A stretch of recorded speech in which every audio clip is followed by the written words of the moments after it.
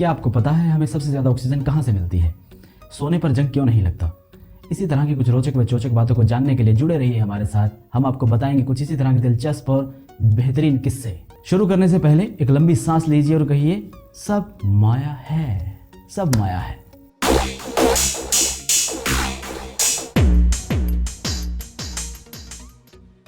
Fact number 1, क्या आपको पता है वर्ल्ड का सबसे ज़्यादा ऑक्सीजन प्रोड्यूस कहाँ होता है?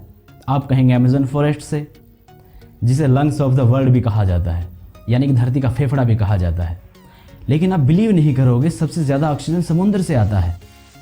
समुद्र से मतलब समुद्र के पानी से नहीं है, समुद्र के अंदर से। समुद्र के अंदर 1 ट्रिलियन से भी ज़्यादा सिंगल सेल प्लांट हैं, जिसे प्लेक्टोप्लैंक्ट कहते हैं।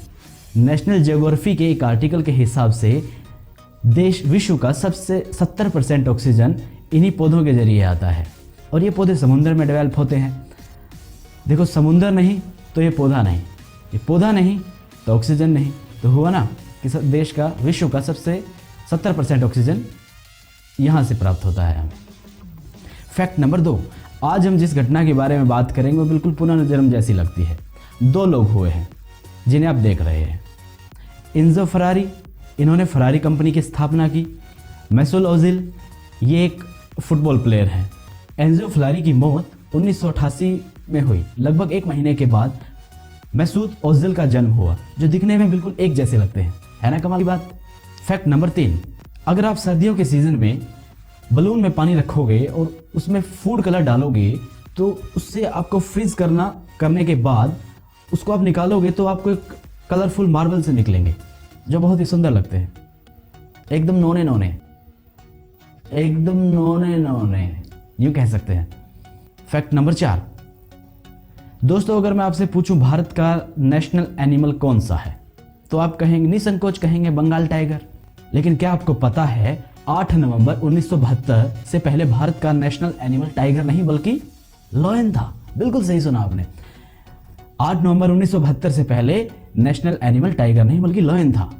दोस्तों, इस डेट पर बंगाल टाइगर को हमारा नेशनल एनिमल बना दिया गया, क्योंकि जो बंगाल टाइगर था उसकी तादाद काफ़ी कम होती जा रही थी, धीरे गिरावट में आ रहे थे।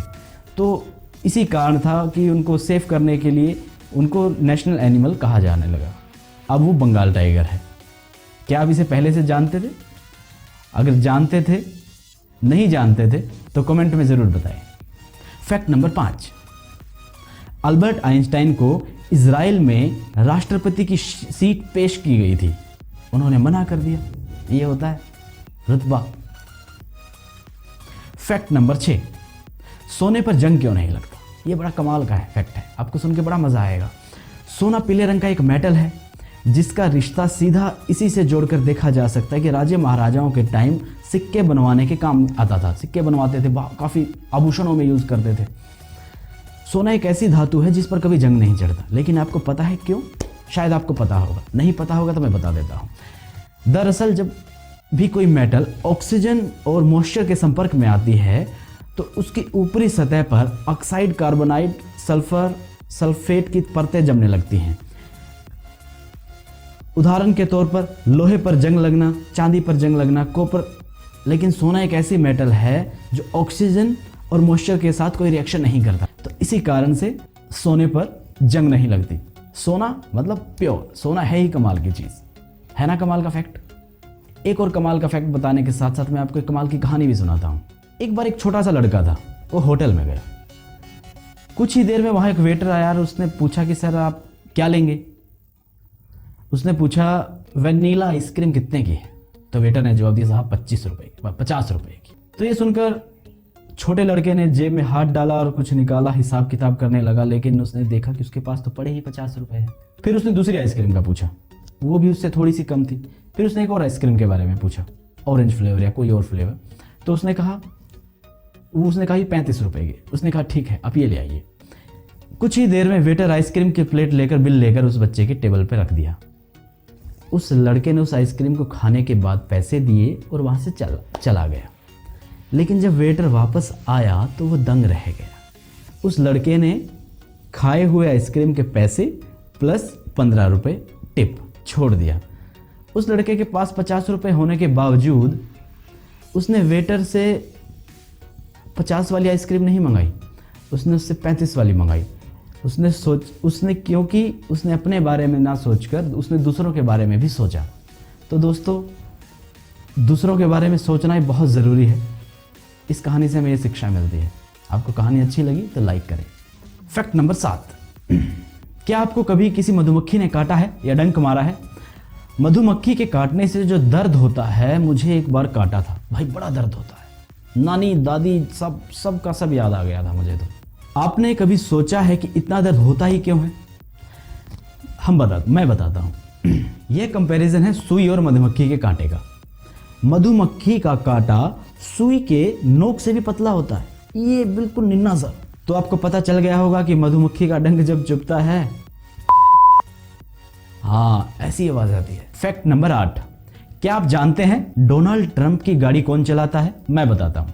डोनाल्ड ट्रंप की गाड़ी चलाने वाला दरअसल कोई आम ड्राइवर की तरह नहीं होता।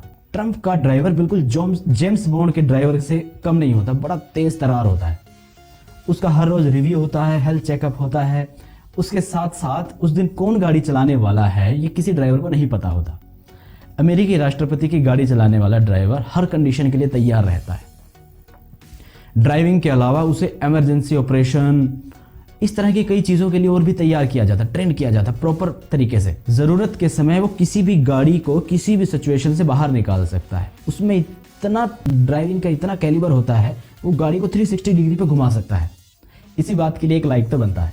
हमारे चैनल को लाइक कीजिए, सब्सक्राइब कीजिए, शेयर कीजिए और अपने दोस्तों और फैमिली फ्रेंड के साथ शेयर कीजिए, ताकि उनको पता चल सके तो कहानी के बारे में, कुछ ऐसे रोचक तथ्यों के बारे में। अगर आप सीखना चाहते हैं, सिखाना चाहते हैं तो ये सबसे अच्छा तरीका है। धन्यवाद।